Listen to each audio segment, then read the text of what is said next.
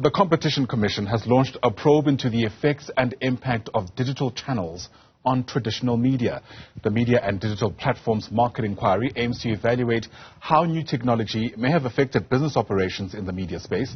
The inquiry has also made a call for submissions from players in the sector. Let's try and unpack this for you. Bring in the inquiry chair, James Hodge, who's also a chief economist with the Competition Commission. We're also joined by Makhudu Sefara, who's the chair of Media Freedom at the South African National Editors Forum. To both our guests, it's lovely to have you on Newzroom Afrika. Thank you so much indeed for making time. And it's an important discussion because I'm hoping we're able to also introspect about the state of the media and what ought to be done. But as a start, James, what would you say is the central question that this inquiry is trying to answer?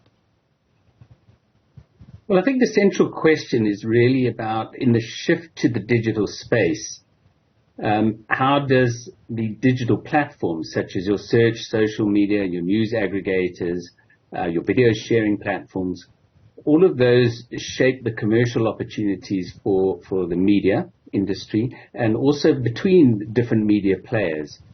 So, for instance, the shift from the traditional media has destroyed a lot of the funding model in advertising of media and print media, but also news broadcasting as well.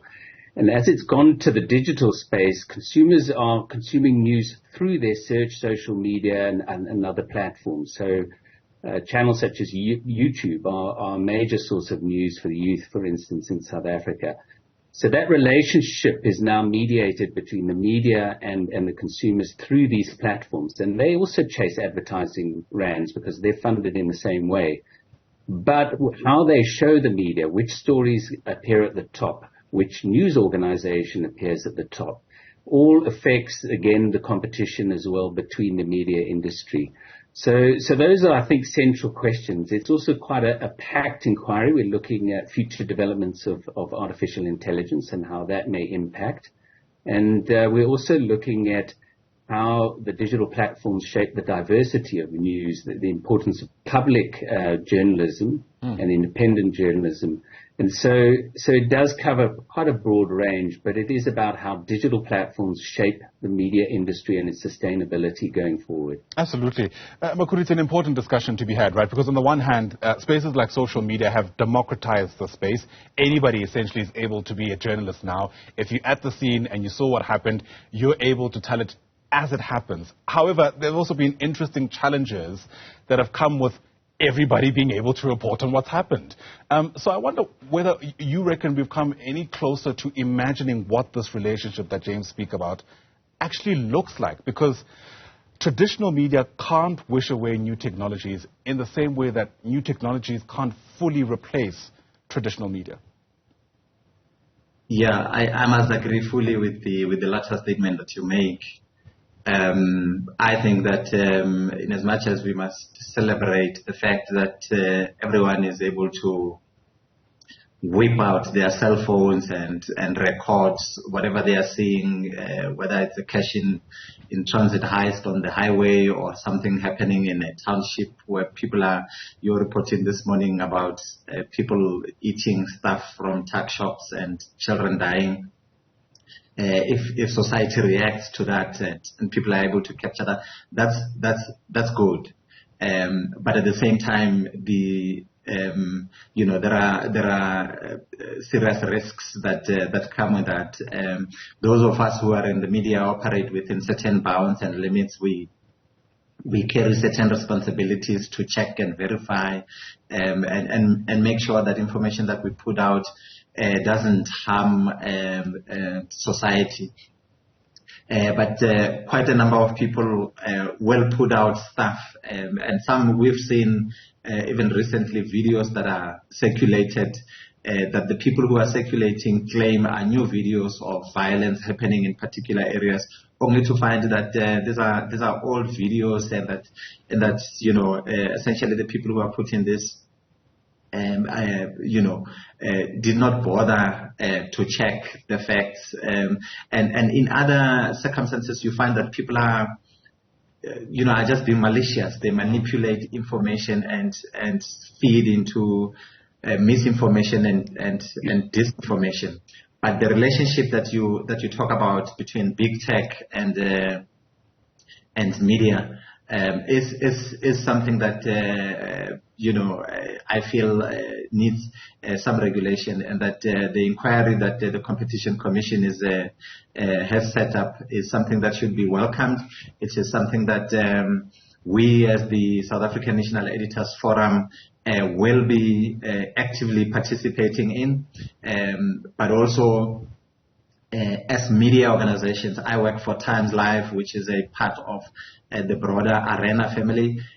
We from that stable are going to be participating actively in this because we are interested in the outcome of this commission. Right, absolutely. And we'll speak about what perhaps an ideal outcome might be. But James, as a start, I'm really interested in exploring a bit more this idea around exploring the commercial opportunities that come with having technology and new and those kind of platforms, because many people working in let's call them traditional newsrooms have spoken about how the model is broken. Newsrooms aren't able to operate the ways in which they used to, because quite frankly, the dynamic has completely changed, and ways in which these newsrooms were able to draw revenue aren't necessarily as sustainable anymore.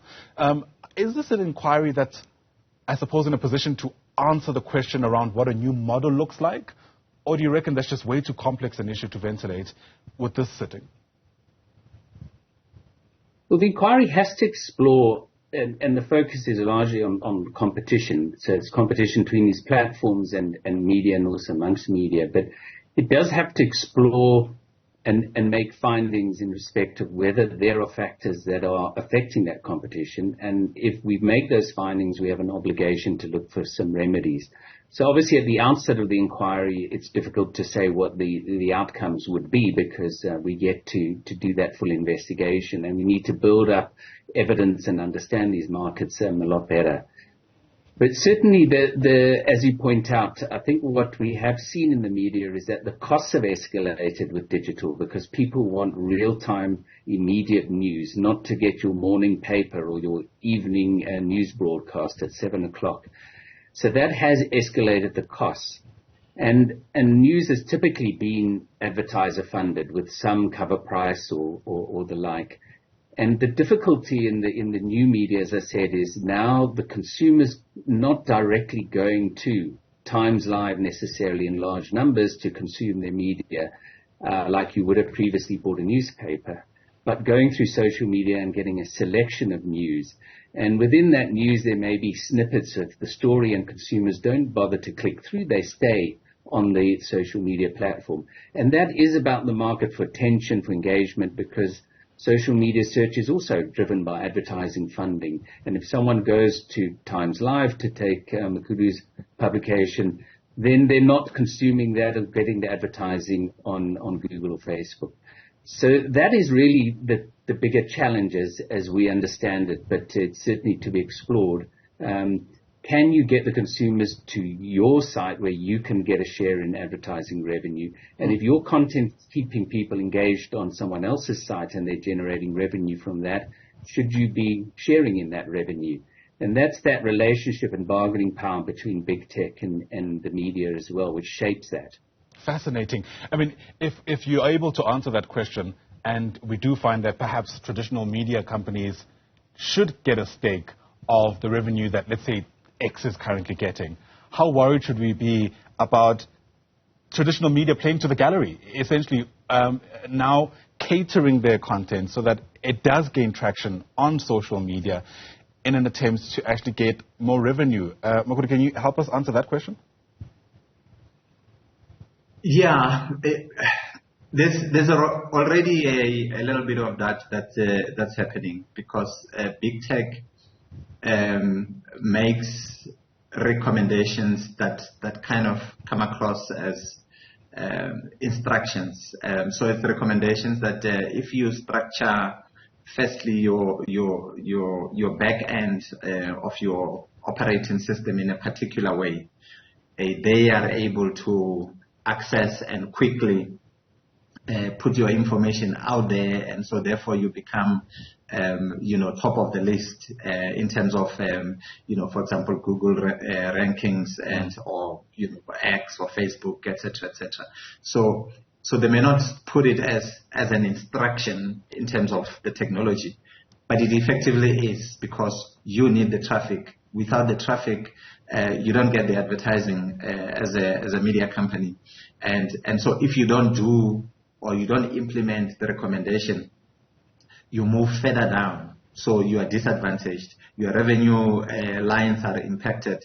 And if they are impacted, it means you're not going to be able to pay the people who work for you in the manner in which, so there's that. There's also the stuff about the content, so what appeals on social media, and what is in a country like ours important, not just interesting, but also important and critical for the development of our democracy. So the two are not always the same. So, if the structure or the nature of the engagement between big tech and media houses is such that we are only looking for the stuff that's going to fly to the top of our ranking list, then it means that if you don't pay attention to what's trending and what's likely to fly to the top of that list, you are disadvantaging yourself. Yeah. But more importantly, you're disadvantaging the democratic project that is South Africa.